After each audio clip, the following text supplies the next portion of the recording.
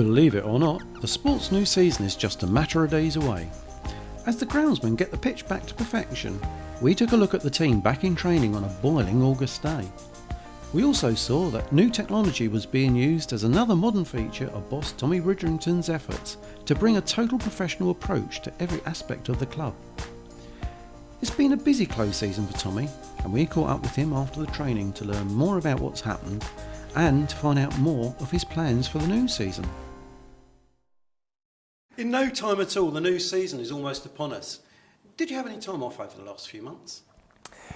I did. I didn't take time off immediately after the season. I think people probably realise the manager's job then is to sort of tie the ends up with lads who are I'm hoping to retain and lads who are going to move on. So I had to go through the rituals of all of that, which does take quite a while. And then, of course, there are targets that I was interested in during last season that I got in contact with, went and met a few lads. So got the wheels in motion for the start of the next season before probably some of my players had gone on holiday. But yeah, I managed a nice couple of weeks over in Spain with the family and recharged the batteries, but I didn't get the 6 or 7 weeks off that the players did. But I see that you've obviously been thinking about things, and when we arrived to do some filming before the interview, I saw that you're using some technology in your training. Is that a regular feature?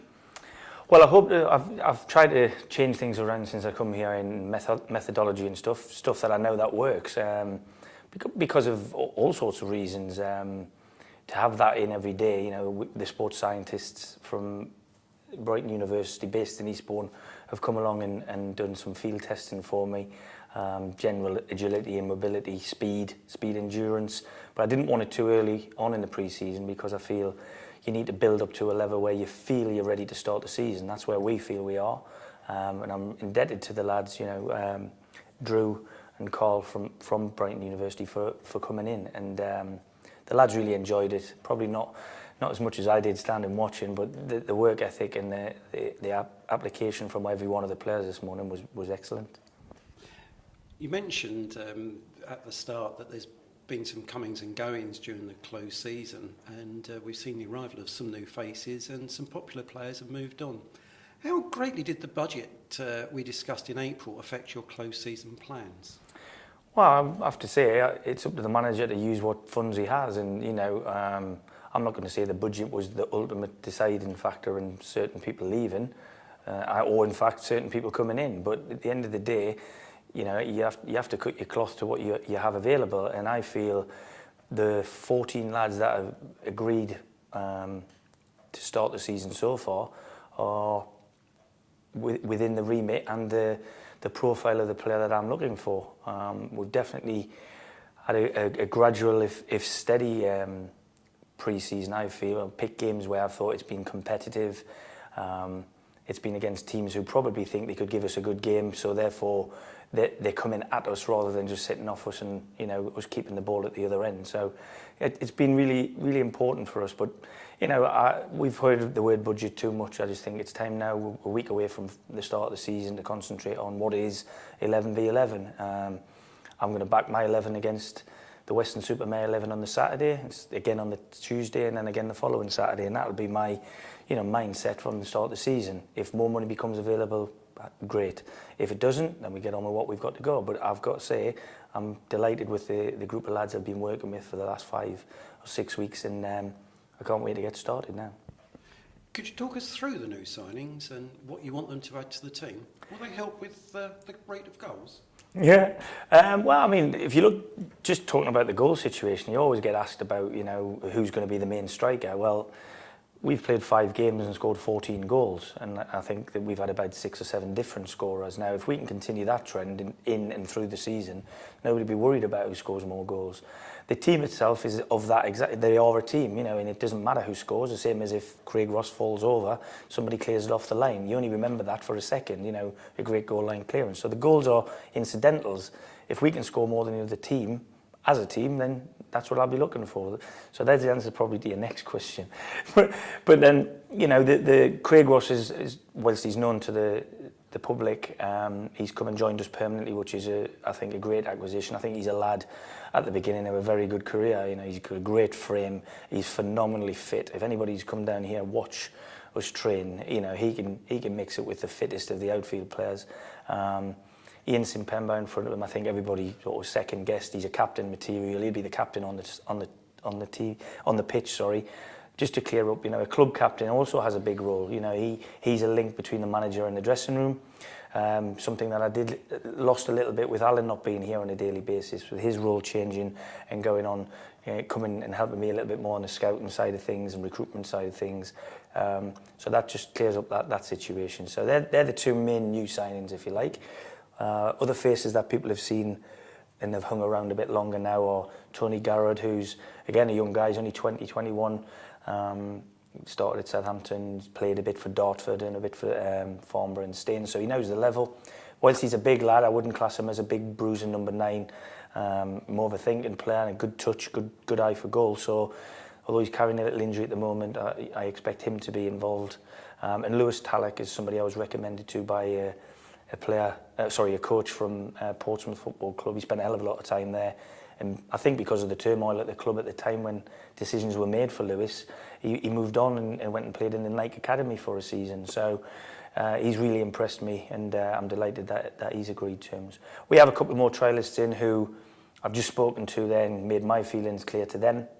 And when their responses are given back to me on Saturday, which hopefully will be positive, we might have a little bit more news in that department too. We look forward to that. Now, you mentioned that Alan's role has changed and that Ollie's got probably a bit of a bigger role now as the club captain. And last season was all about rebuilding.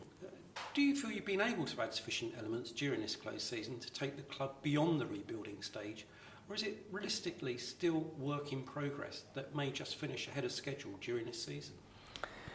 I think if you take your foot off the gas in terms of the words work in progress, you actually go backwards. You know, you've got to, and I've just spoken to 3 or 4 players who I've told I'm willing to give them an opportunity. However, if somebody better comes along tomorrow, I'll give that person the same opportunity. And I think any manager at any football club has to have that philosophy. Whilst I would class myself friendly with all of the players and got a great working relationship with every one of them, and I would like to think I could, you know, spend an hour each one of them around the table having a meal. I'm not their best mate, you know, and they understand that, and I think that's important if we want to progress the football club further. There was a huge turnover of players last year, but it wasn't enforced, but it was certainly required. And I think anybody who's watched us, certainly from Christmas to the end of last season, would say that we were a very settled side then, and the results proved that, the points all proved that, and ultimately where we finished in the table proved that. I had a chat with the lads this morning about coming to me on next Monday and telling me where they think they should finish. I know where I feel they should finish. I know what targets I've always set myself per month, per quarter and per season, and I've got high expectations of the group. My only hope is, with the numbers not being so great, we can keep them, you know, healthily fit. That way, if we're at full strength, I see us giving everybody a game in this league. That sounds great. Now, you mentioned about the end of last season when things seemed to be coming together, apart from some problems with the weather here and there. And the pre-season friendlies have really returned some good results. Do you really feel that the team has picked up where it left off? Well, you mentioned the word team there, and I think that's important. I've retained 9 of the lads who were part of a fantastic end of season running. And my parting shot to the boys at the end of the season was, you tend to pick up the baton where you left it, and we did that. You know, we pre-season games, people throw at me that, you know, they were from a lower. Most of the games we played, all the games we played so far, are teams from a lower level. It doesn't make a difference. This club's gone out of cup competitions for the last 4 or 5 years to clubs from lower levels. So you have to face all manner of opposition. We've faced teams who have tried to play football better than us and they haven't managed it. We've played against teams that have tried to kick us off the park and haven't managed that. And each occasion we haven't looked like conceding a great deal of goals, but we have looked like scoring lots of goals. And the fact that that's spread around a little bit is really been encouraging to me. So when you get round to the closed season, pre-season friendlies, you actually look for what exactly? Is it really the build-up for the season? Are you looking at the result, the style of play, or the spirit of the team? All of that. You know, you have to. I mean, at the end of the day, there's a style of play that I want, and we've taken on that mantle from almost day one back in pre-season. It's slightly different to how we played last season. The profile of the player that I want to bring here is young, fit, energetic, quick, and can handle the football. I don't mean with his hands, I mean with his feet. And that means we want to play a fast-flowing passing game, which ultimately will hopefully be more in the opponent's half than in our half. I've played games already in pre-season with nobody more than 5'8" as one of my strikers, so I'm not going to be smashing balls up to his head. And that's something I think you can only, you know, set your mind to playing if the players that you have in your group are capable of doing that. I think these players are. They've proved to me so far that, you know, their fitness has improved with every game. I had 7 or 8 players on the pitch for over 75 minutes against Margate on Tuesday night, which was where I want to be. If I can get the 9 or 10 that I know will start the next weekend at Weston over 80 minutes on Saturday, that would be my job as the manager in terms of my preparation mentally to be spot on. The players won't be 90 odd minutes match fit come the beginning of the start of the season. It just doesn't happen.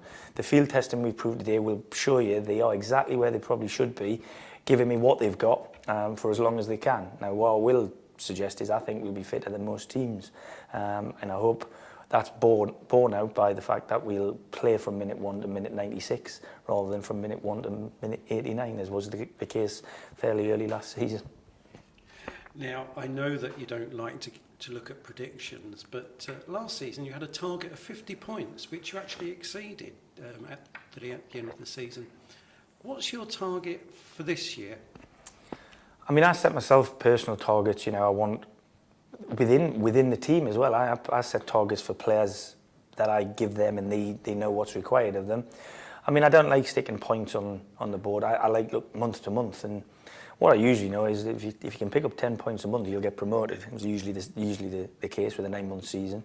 So if you look at games in blocks, I mean, for instance, the first month we played 5 games in less than 2.5 weeks.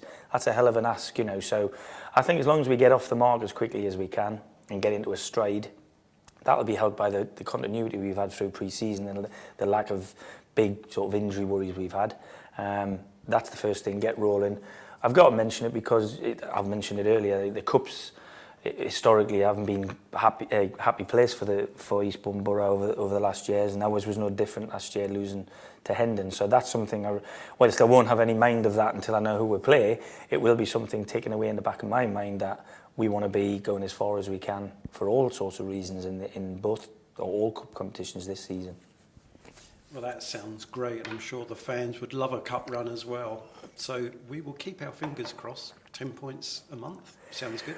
Well, I wasn't saying that we get £10 a month, but I do think, you know, whenever I have been promoted, I could look back and say in groups of 5 games, if you took 2 points a game, you will get promoted. Ultimately, I think the Football League started last week.